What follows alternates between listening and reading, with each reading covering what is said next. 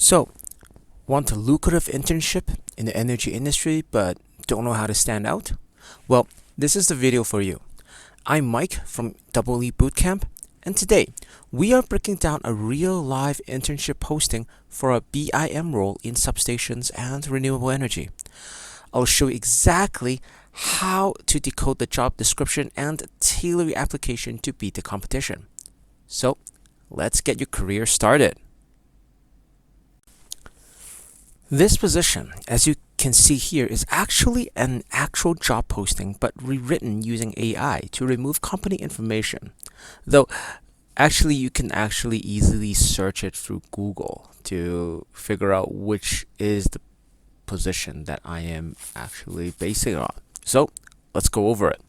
First, the opportunity. This company is actually seeking a detail-oriented and tech-savvy BIM intern to support their team focused on substations for renewable energy. And this role is an excellent opportunity to apply and grow your building information modeling skills, or BIM skills, in a rapidly expanding renewable energy sector. You will help develop and maintain 3D models, contribute to digital delivery workflows, and support substation design for utility-scale wind, solar, and battery energy storage system projects, or BESS. And this internship provides valuable hands-on experience with leading tools like Revit in a collaborative consulting environment. So what will you do in this position?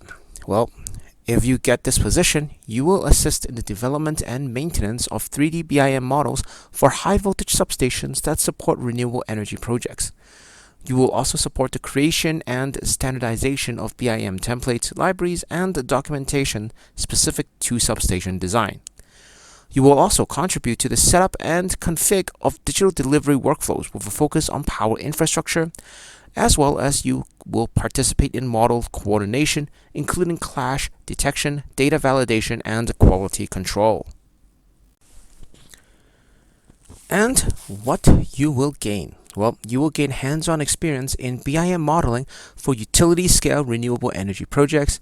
You would be exposed to industry-specific tools and practices like Revit. You will gain insight into substation design processes and power delivery infrastructure. You will experience in collaborative multidisciplinary design environments, as well as, of course, you will get mentorship and support from experienced engineers and BIM professionals. So now, what do you need to succeed in this role? Well, according to the posting, you need to be currently pursuing a degree in engineering technology, drafting and design, certificates that are specifically tied to BIM or CAD technology, or any other related field. You should also have some sort of familiarity with Revit or other 3D modeling software. You should also be interested in learning civil, structural, or electrical design principles as they apply to real-world infrastructure projects. And of course, they want you to have strong attention to detail, organization, and eagerness to learn. And you should have excellent communication and collaboration skills.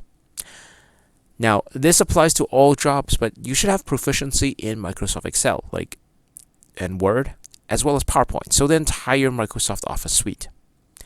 And since this is an internship, they would also provide you the request for the availability. So in this case, for this position, it is summer for any given year. So how do you best position yourself to prepare in applying this role in order to get this internship position? Well, your ultimate goal is to reframe your education, such as your electrical engineering studies, or your electrical technology studies, or drafting studies, not as a mismatch, but as the critical foundation that will make you an exceptional professional for this role. Now, as you can see from the position, although they emphasize a lot on drafting, they're not really looking for a CAD operator. They need someone who can actually understand what they are modeling and why. And this is where you, as a student, can have a distinct advantage in your studies, whether or not you are pursuing electrical engineering or civil engineering, for example. Now, The most significant hurdle, if you look at the requirements, is the explicit requirement for BIM and Revit skills. And of course, in a lot of engineering places or universities, you may not be having that. So in this case, if you want this role, you need to proactively bridge this gap. So you could start with immediately with Autodesk's own tutorials, LinkedIn Learning, or even YouTube channels dedicated to Revit for MEP or mechanical electrical plumbing. You should focus on the basics, such as the user interface, creating views, placing basic elements, and understanding families.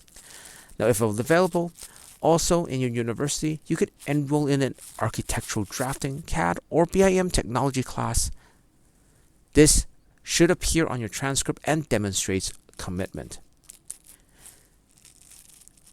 As I said, you would study the knowledge, but in this sense, the most thing is you need to show it in your resume and during your interviews that you are committed to this. Now, another way to actually demonstrate your commitment is to actually create a simple portfolio. So you could actually model using free tools a small structure like a shed or small room, and include electrical components like conduits, transformer pad, cable trays, and a simple panel. Now, this gives you a concrete example to discuss in an interview, not only that you're committed in learning these tools, but also that you can communicate the passion that you have for this role. So one way you can express it in your resume or during the interview is that you can say, I proactively am learning Revit right now to bridge that gap and ensure that my knowledge that I learned from school could be applied effectively in a practical digital design context. And hence, that is why I'm passionate and eager or interested in this particular role. Now, the second preparation is to actually figure out ways to map your relevant courses directly to the internship responsibilities. So, for example, you should read the job posting and understand the function of the equipment you'll be modeling. So in this case, it'll be transformers, circuit breakers, and bus bars. And another good tip is to proactively start to gain understanding of basic protection and control systems.